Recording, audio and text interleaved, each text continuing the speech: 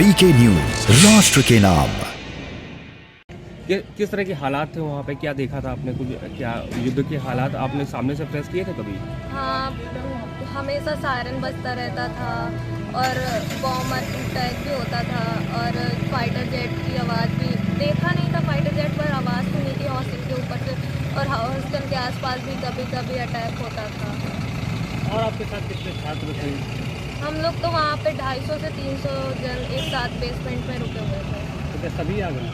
अभी सभी का तो पता नहीं, पर धीरे धीरे सब आ रहे हैं। गवर्नमेंट सबको लेके आ रही है। तो किस तरह से लाया गया था आपको, क्या कहा गया था कि उसके बाद फिर आप लोग यहाँ पे पहुँच सकें? पहले तो हमें मतलब बॉर्डर तक जाना था, और फिर बॉर्डर के बाद पूरा इंडियन एम्बेसी सब कुछ कर रही थी। यहाँ पे भी कर रही थी, पर कुछ लोगों को मिल पा रहा था, कुछ को नहीं मिल पा रहा था सपोर्ट गवर्नमेंट का। पर बॉर्डर पहुँचने के बाद पूरा सपोर्ट, बॉर्डर में भी, इमिग्रेशन में, हर एक चीज़ तुरंत हो रही थी हम लोगों की। अच्छा, आप कहाँ पे थी और वहाँ से बॉर्डर पहुँचने में क्या दिक्कतें हुई थी? कैसा लग रहा था जब आप बॉर्डर तक पहुँच रही थी?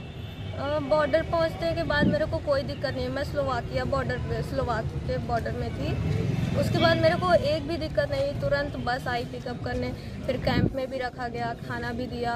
फिर हम लोग गलत जगह पहुंच गए थे, फिर उन लोगों ने जहां कैंप में रखा था उन्होंने हमको होटल पहुंचाया। फिर होटल में भी जाके काफ़ी रात हो गई थी, पर सुबह फिर ब्रेकफास्ट, लंच, डिनर सब टाइम से मिल रहा था, जो चीज़ चाहिए हो एक्स्ट्रा। तो मेरा क्वेश्चन ये था कि जब आप अपने हॉस्टल से निकली थी बॉर्डर के लिए, उस बीच में क्या आपको कोई साधन दिया गया था या पैदल जाना पड़ा था आपको?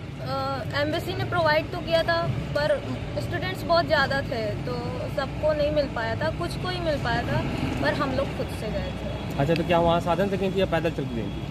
थोड़ा पैदल चल के, फिर हम लोगों ने ट्रेन पहले ही बुक कर रखी थी अपने लिए, रिजर्वेशन। तो पहले तो लवीव तक खुद से गए, फिर दूसरी ट्रेन कैंसिल हो गई, फिर कैब करके गए। अगर नहीं जाते तो फिर बहुत डिले हो जाता, बॉर्डर बंद हो जाता। अभी आपके साथ कुछ और छात्र